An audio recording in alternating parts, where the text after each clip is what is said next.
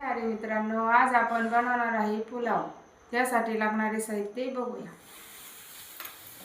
1 वाटी तांदूळ, थोडंसं नमक, थोडंसं फुलर गोबी, थोडी पत्ता गोबी, थोडी सोयाबीन, बटाटो, हिरवी मिरची, अद्रक लसूण, जिरा आणि कोथिंबीर। आपण याला थोडंसं तेल व तूप पण टाकलेलं आहे। आता आपण परतून घेऊया।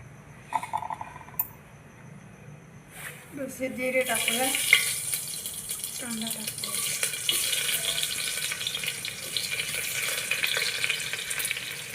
पुलाव खूप छान लागतो।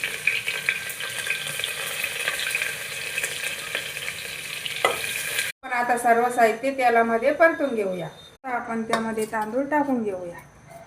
1 ग्लास तांदळामध्ये 2 ग्लास पाणी टाकायचे आहे आणि 2 शिट्ट्या होईपर्यंत शिजून द्यायचे आहे। पुलाव आता तयार झालेला आहे। तुम्ही पण करा आणि मला कमेंट बॉक्समध्ये नक्की कळवा। धन्यवाद।